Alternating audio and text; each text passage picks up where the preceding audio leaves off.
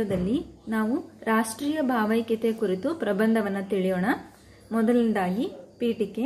ವಿವಿಧ ಸಾಮಾಜಿಕ ಸಾಂಸ್ಕೃತಿಕ ಗುಂಪುಗಳು ಒಂದನ್ನೊಂದು ಸಹಕಾರದಿಂದ ಬಾಳ್ವೆ ನಡೆಸುವುದು.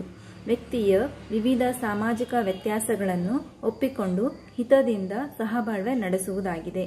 ವಿವರಣೆ: ಜನತೆಯಲ್ಲಿ ನಿರ್ದಿಷ್ಟ ಗುರಿ ಉದ್ದೇಶಕ್ಕಾಗಿ ಕೂಡಿ ದುಡಿಯುವ ಭಾವನೆ, ಜಾತಿ, ಧರ್ಮ, ಭಾಷೆ, ಪ್ರಾಂತ್ಯ ಮತ್ತು ಸ್ಥಾನಮಾನಗಳನ್ನು ಮರೆತು ನಾವೆಲ್ಲ ಒಂದೇ ಎಂಬ ತಾತ್ವಿಕ ಭಾವನೆಯನ್ನು ಬೆಳೆಸುವುದನ್ನೇ ರಾಷ್ಟ್ರೀಯ ಭಾವೈಕ್ಯತೆ ಎನ್ನುವರು.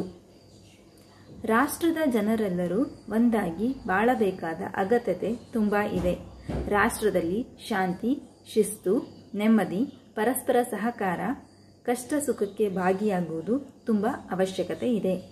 ರಾಷ್ಟ್ರೀಯ ಭಾವೈಕ್ಯತೆ ಮೂಡಿಸಲು ಕೈಗೊಳ್ಳಬೇಕಾದ ಕ್ರಮಗಳು: ಸಾರ್ವಜನಿಕ ಶಿಕ್ಷಣದಲ್ಲಿ ಸಾಮಾನ್ಯವಾದ ಒಂದು ಶಿಕ್ಷಣ ಕ್ರಮವನ್ನು ರೂಢಿಗೆ ತರಬೇಕು. ಇಡೀ ರಾಷ್ಟ್ರಕ್ಕೆ ಅನುಗುಣವಾದ ಒಂದು ಭಾಷಾ ಧೋರಣೆಯನ್ನು ಅನುಷ್ಠಾನಕ್ಕೆ ತರಬೇಕು. ರಾಷ್ಟ್ರೀಯ ದಿನಾಚರಣೆಗಳನ್ನು ಸಾರ್ವಜನಿಕರು ಆಚರಿಸುವಂತೆ ಪ್ರೋತ್ಸಾಹಿಸಬೇಕು.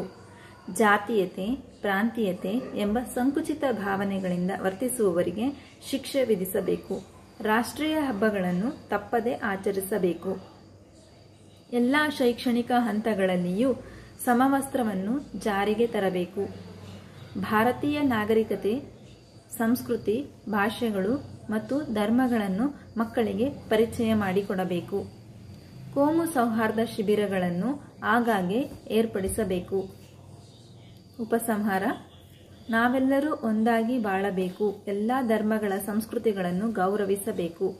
ಸಾಮಾಜಿಕ ಪಿಡುಗುಗಳ ವಿರುದ್ಧ ಎಲ್ಲರೂ ಒಂದಾಗಿ ಹೋರಾಡಬೇಕು. ದೇಶದ ಪ್ರಗತಿಗೆ ಎಲ್ಲರೂ ಕೈಗೂಡಿಸಬೇಕು. ಜಾತಿ ಮತಗಳ ಭೇದ ಭಾವ ಇಲ್ಲದೆ ಎಲ್ಲರೂ ಒಂದೇ ಎಂಬ ಭಾವನೆಯಿಂದ ಜೀವಿಸಿದರೆ ಎಲ್ಲರೂ ಸುಖ ಶಾಂತಿಯಿಂದ ಬದುಕಬಹುದು. ನಮ್ಮ ವಿಡಿಯೋ ಇಷ್ಟವಾದಲ್ಲಿ ಪ್ಲೀಸ್ ಸಬ್ಸ್ಕ್ರೈಬ್ ಮಾಡಿ, ಲೈಕ್ ಮಾಡಿ, ಶೇರ್ ಮಾಡಿ, ಪ್ರೋತ್ಸಾಹಿಸಿ.